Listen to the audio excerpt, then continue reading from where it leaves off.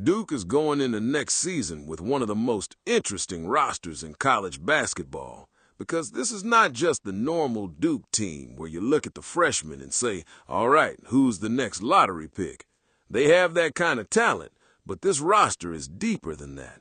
It has older guards, proven transfers, returning pieces, long wings, young bigs, and a lot of guys who could play real minutes on most teams in the country.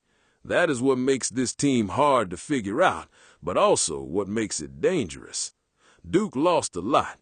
Caden Boozer is gone. Isaiah Evans is gone. Maliq Brown is gone. Darren Harris is gone. Nick Kamenia is gone.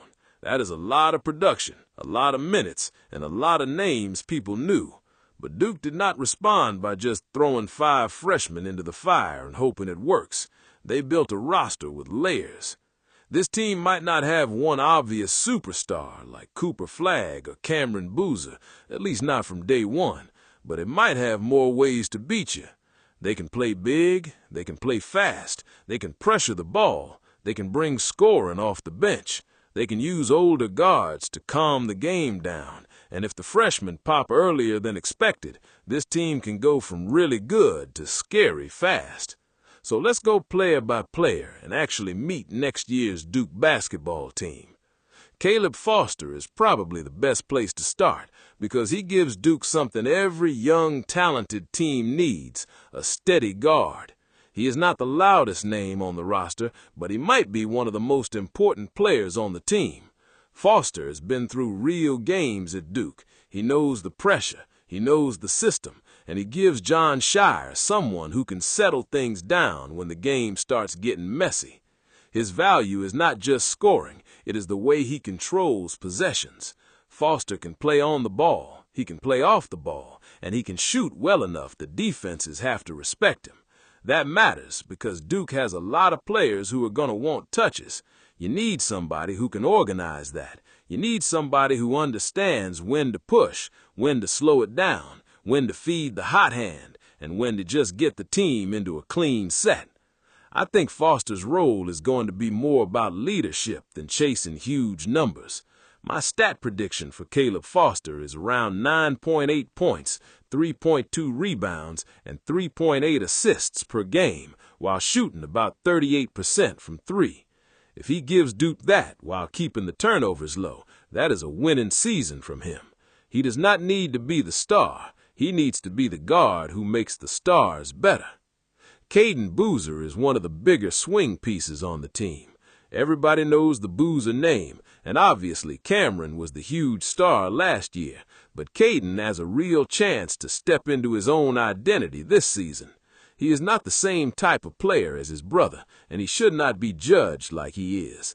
Kaden is more of a strong, downhill guard who can get into the paint, pressure the rim, defend and rebound from the guard spot, and bring energy. The thing with Kaden is that he already showed flashes of being more than just a role player. When he got more responsibility, you could see the confidence start to come. He plays with force. He is not afraid of contact. He can push the ball in transition, and he has enough feel to run offense in stretches. The big question is the jumper. If he becomes a real threat from 3, he changes Duke's ceiling. If defenders have to go over screens on him, now his driving game opens up even more. I think Kaden is going to play starter-level minutes, whether he starts or not. My stat prediction for Caden Boozer is around 10.7 points, 3.5 rebounds, and 4.1 assists per game. I have him shooting around 33 or 34% from 3. That might not sound crazy, but that would be a big step. If he gets there, he becomes one of Duke's most complete guards. John Blackwell might be the most important new player on the roster because he gives Duke a proven scorer. He is not coming in as a freshman where you are guessing if his game translates. He already did it at Wisconsin. He already scored against high major teams. He already played physical basketball. That is exactly why Duke needed him. Blackwell can be Duke's go-to perimeter scorer. He can shoot off the catch, create off the bounce, use his strength, and make tough shots late in the clock. That last part is huge. In college basketball, especially in March, you're not always going to get a perfect offensive possession.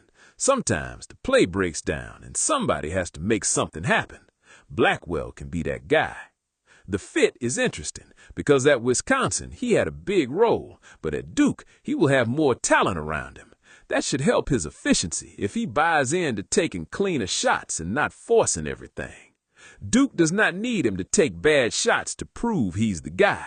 They need him to be aggressive but smart. If he finds that balance, he could be Duke's leading scorer. My stat prediction for John Blackwell is around 17.8 points, 4.7 rebounds, and 2.7 assists per game, shooting around 37% from three. I think he leads the team in scoring. He's the guy Duke can trust when they need a bucket, and every contender needs one of those. Darren Rippey Jr. is the freshman guard who can change the pace of the game immediately. He brings speed, he brings burst, he brings that type of quickness that can make a defense uncomfortable before it even gets set. He might not have to run the whole team right away, and honestly, that's the best thing for him. Duke does not need to throw him into the hardest role on day one. They can bring him along as a spark. Rippey is going to be dangerous in transition. When he gets a rebound or an outlet pass and starts flying up the floor, Duke is going to get easy points. He can touch the paint, collapse the defense, and create for others. He also has the tools to pressure the ball defensively. There are going to be games where he comes in, speeds everything up, and completely changes the energy. The big thing for him is half-court polish. Can he run the offense when the game slows down? Can he make the right read against older guards? Can he hit enough jumpers that defenders can't just duck under screens? Those are normal freshman questions, but even with those questions, his talent is obvious. My stat prediction for Deron Rippey Jr. is around 6.8 points, 2.0 rebounds, and 2.6 assists per game. I also think he gives Duke about 1 steal a night because of his pressure. He might be up and down early, but by February, he could be one of the bench pieces nobody wants to deal with. Jacob Theodosiou is not going to be the name casual fans talk about first, but he still matters. He is an older guard, and on a team with this much youth and talent, older guards are valuable, even if they are not playing 25 minutes a night. He gives Duke insurance. If somebody gets hurt, if there's foul trouble, if Sarr needs a mature ball handler for a few minutes, Theodosiou can help. He is coming from a smaller program, so the role will be different. At Loyola, Maryland, he had the ball more and was asked to do more. At Duke, he will probably have to be ready without knowing when his number is coming. That is not easy, but that is what veteran depth is for. My stat prediction for Jacob Theodosiou is around 1.7 points, 0.7 rebounds, and 0.5 assists per game in limited minutes. That does not mean he is bad. It means Duke is loaded.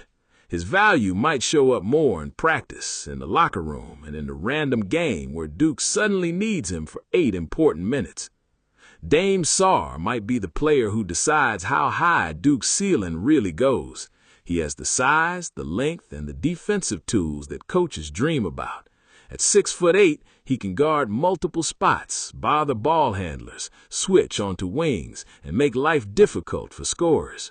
If Duke is going to be an elite defensive team, Sarr is probably a major reason why. The offensive side is the question. The jumper has to become more consistent. The flashes are there. The mechanics are not broken.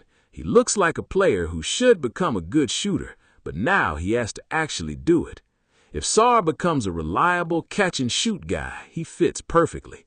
Duke does not need him to dribble 15 times. They need him to defend, run, cut, hit open shots, and make quick decisions. This is why he is such an important player. A big two-way wing changes everything. If Sarr is just a defender, he still helps. But if he is a defender who averages double figures and shoots it well, Duke becomes a different team. My stat prediction for Dame Sarr is around 10.5 points, 4.8 rebounds, 2.0 assists, and 1.2 steals per game, shooting around 35 or 36% from three. If he hits those numbers, NBA people are going to be watching him very closely. Sebastian Wilkins is another interesting wing because he has already been around the program. That matters. He has had time to learn the system, get stronger, and adjust to the speed of college basketball. On a roster this crowded, that experience gives him a real chance to fight for minutes. Wilkins gives Duke size on the wing. He can be a physical forward, defend bigger players, rebound, and play without needing the ball. That last part is important. Not everybody on this roster can have a high-usage role. Some guys have to win minutes by defending, rebounding, cutting, and making the simple play. Wilkins can be that type of player. His swing skill is shooting. If he can hit open threes, even at a solid rate, he becomes much easier to play. If defenses ignore him, it gets harder. That is probably the difference between him being a regular rotation player or more of a matchup piece. My stat prediction for Sebastian Wilkins is around 3.5 points and 2.2 rebounds per game. I think his minutes will move around depending on matchups. Some nights he might barely play, and some nights Duke might need his size and strength on the wing. Bryson Howard is one of the most talented players on the roster, but he is also walking into a crowded situation. That is not a knock on him. That is just Duke basketball. He is a five-star level talent with scoring ability, a good frame, and the bloodlines with his dad, Josh Howard, being a former NBA player. He has real upside. The question is how quickly he earns trust. Freshman wings usually have to prove they can defend before they get a huge role. Everybody knows Howard can score. He can shoot, attack, and bring offensive pop. But on this team, if he wants consistent minutes, he has to defend, rebound, and make quick decisions. Howard could be one of those players who has a quiet start and then starts popping later in the season. Maybe early on he's just a spot-up shooter and energy wing. Then, as he gets more comfortable, he starts attacking closeouts and giving Duke more. My stat prediction for Bryson Howard is around 5.2 points and 1.8 rebounds per game, shooting around 35% from three. I think his role might be smaller than his talent, but that is because Duke has so many options. Long term, he is a serious player. Cameron Williams is probably the freshman with the most obvious star upside. He is 6'11", skilled, mobile, and comfortable away from the basket. That is not normal. He gives Duke a modern forward who can run the floor, face up, attack, shoot, rebound, and block shots from the weak side. If he adjusts quickly, he could start right away. The biggest thing with Williams is that he changes the spacing. He is not just a traditional big who has to live on the block. He can play next to Patrick Ngongba because he has the skill to operate at the four. That lets Duke stay big without becoming slow. In college basketball, that is a major advantage. There'll be freshman moments. He is going to play against older, stronger forwards who try to hit him first and make the game physical. That is where he has to grow. But the talent is clear. Even if he is not dominating every night, his length and skill will show up. My stat prediction for Cameron Williams is around 12.2 points, 6.4 rebounds, 1.6 assists, and 1.3 blocks per game. I think he becomes one of Duke's top 3 scorers by the end of the year. If he's ready early, Duke's ceiling jumps fast. Scharnowski is one of the most underrated pieces on the team. He's not the flashy name, but he gives Duke toughness. He gives them a physical forward who can rebound, finish, screen, pass a little, and play hard minutes. Every great team needs players like that. He's not coming in to be the star. He's coming in to make Duke stronger. That matters because after losing Maliq Brown, Duke needed some edge in the front court. Scharnowski can give him that. He can play next to Ngongba, he can back up the big spots, and he can help when games get more physical. I think his role depends on matchups. Against bigger teams, he might play a lot. Against teams that spread the floor with guards and wings, maybe his minutes are a little lower. But over a full season, he's going to be important because big bodies matter. My stat prediction for Drew Scharnowski is around 5.8 points, 4.1 rebounds, and 1.3 assists per game. He might not put up huge numbers, but he's the kind of player who can have a major impact in a game where Duke needs extra toughness. Patrick Ngongba II is the anchor. He's the guy in the middle who gives Duke a real foundation. When you have a center with his size, hands, and defensive presence, everything becomes easier. Guards can pressure more because they know there's help behind them. Wings can be more aggressive. Opponents have to think twice before attacking the rim. Offensively, Ngongba fits perfectly with good guards. He can screen, roll, catch, finish, and punish smaller players inside. He don't need 15 post touches a game to help. He can score through the flow of the offense. If Foster, Blackwell, or Cayden get into the paint, Ngongba is going to be there for lobs, dump-offs, and offensive rebounds. The key is staying healthy and avoiding foul trouble. Duke doesn't need him playing 34 minutes every night. They need him fresh and effective. If he gives them strong minutes in the mid-20s, protects the rim, and finishes efficiently, that's huge.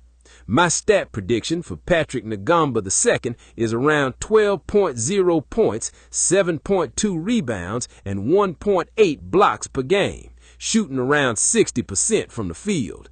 He might be Duke's most important defensive player, and he's one of the biggest reasons this team can be a contender. Maxime Meyer is more of a development piece, but he is still worth watching because you cannot teach 7'1". Size like that always has value. He gives Duke another true center, another rim protector, and another player who can help in practices against Ngongba and the other bigs.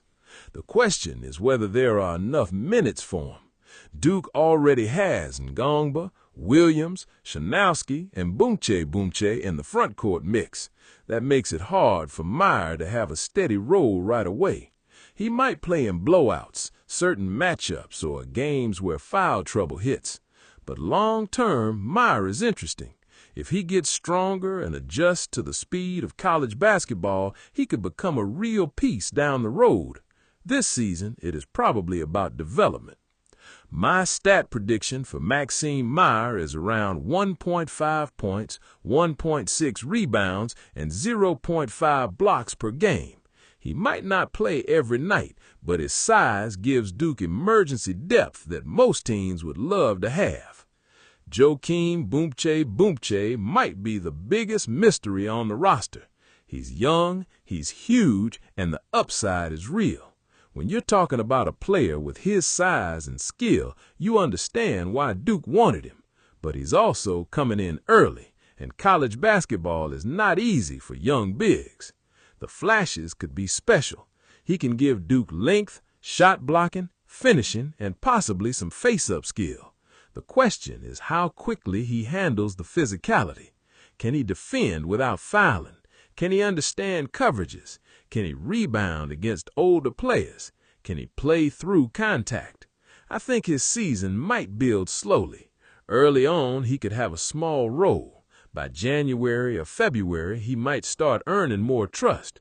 That's usually how it goes with young bigs. You don't rush it, but you also don't ignore the talent. My stat prediction for Joaquim Boumtje Boumtje is around 4.6 points, 3.0 rebounds, and 0.9 blocks per game. But he's the type of player where the numbers might not tell the full story. Even in short stretches, his tools can pop. Nick Arnold is the walk-on guard on the roster, and every team needs players like him. He probably isn't going to play real rotation minutes, but that doesn't mean he's not part of the team. Walk-ons matter in practice. They help with scout team. They bring energy. They push guys. They stay ready. For Arnold, the role is simple. Be reliable, compete every day, and take advantage of any minutes that come in late-game situations. Duke is too deep for him to have a big role, but being part of that locker room still matters. My stat prediction for Nick Arnold is around 0.2 points per game, just because the minutes will probably be very limited. If he scores in Cameron Indoor, the bench is probably going to lose its mind. When you put the whole thing together, Duke's rotation is going to be really hard to figure out. That is a good problem, but it is still a problem. There are more players who deserve minutes than there are minutes available. My early starting lineup would be Caleb Foster, John Blackwell, Dame Sarr, Cameron Williams, and Patrick Ngongba. But Cayden Boozer could absolutely start. Drew Scharnowski could start if Sarr wants more toughness. Rippy could make a push if his speed is too much to keep off the floor. That is what makes this team so interesting. There is no easy answer. The best closing lineup might be different than the starting lineup. Late in games, I think Duke probably wants Blackwell for scoring, Foster for control, Sarr for defense, Ngongba for rim protection, and then one of Cayden or Williams depending on the matchup. If they need another handler, it is Cayden. If they need size and upside, it is Williams. If they need shooting or defense from a different spot, Sarr has options. That is the real strength of this roster. Options.